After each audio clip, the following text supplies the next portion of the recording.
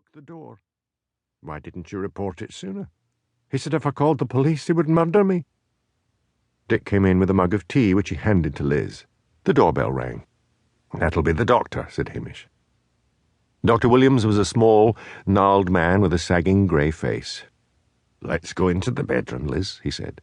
I'm not up to it, wailed Liz. Now then, I haven't got a case if you won't help me, said Hamish. Off you go. As Liz was reluctantly led off to the bedroom, Hamish looked around the room. It showed all the signs of that old-fashioned practice of being kept for best. The fireplace was empty. Above it hung a gilt-framed mirror. The sofa was an antique one, stuffed with horsehair, but looking as new as it had probably done 100 years before. A table by the window was covered with an embroidered cloth and had a shiny aspidistra in a brass bowl. There were 2 armchairs covered in chintz. On an occasional table, a pink china lady held up a pink-frilled lampshade. Hamish strolled outside and let the dog and cat out of the Land Rover. He would wait for the doctor's report and then question the villagers to see if they had noticed any stranger in the area. Officer? Hamish swung round. Dr. Williams came up to him. I'm afraid you have had a wasted journey. What makes you say that? Because Liz Bentley is a virgin, that's what. Furthermore, she's a chronic liar.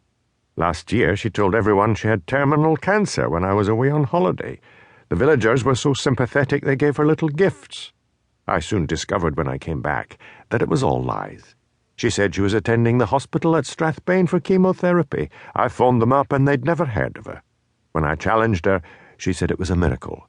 She had prayed, and God had taken the cancer away. I'll just be having a wee word with her, said Hamish, the sudden sibilance of his accent showing he was really angry. He strode into the parlour where Liz was sobbing on Dick's bosom. She's a damn liar, said Hamish. Leave her alone. Stop the waterworks, Liz, and hear this.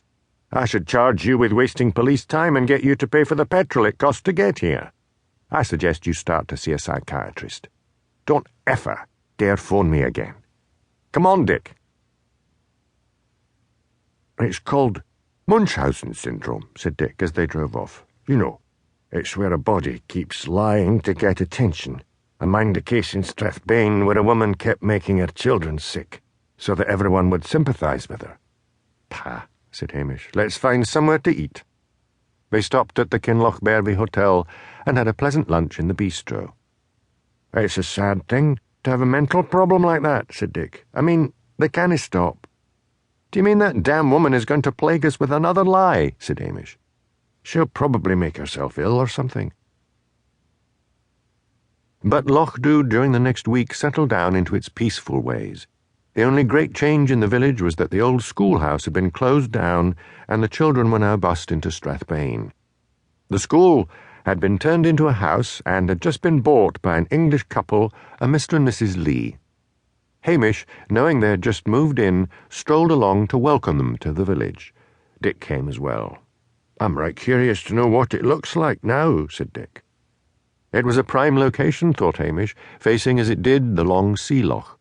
The playground had been dug up and earth put in, ready for a garden. Hamish rang the bell and waited. The door was jerked open by a tall, mannish woman. What's up? She demanded, looking at Hamish's uniform. Nothing, said Hamish soothingly. We just came to welcome you to the village. Come in. I suppose you're just nosy and want to poke around like the rest of the people here. She turned away, expecting him to follow her, but Hamish turned away as well, said to Dick, Come along, we're wasting our time.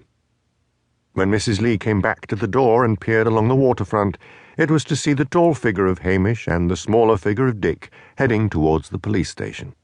She shrugged and went in to join her husband. Who was that? He asked. The local copper. What did he want?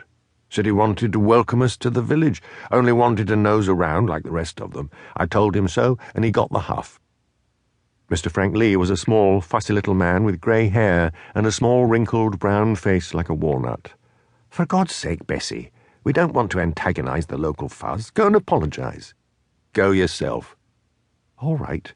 It was your idea to move here, so make the best of it. Hand me my stick. Hamish and Dick were lounging in their deck chairs when Hamish saw a small man struggling to open the front gate. It's jammed, he called. Go round to the side door. Hamish rose and went into the police station.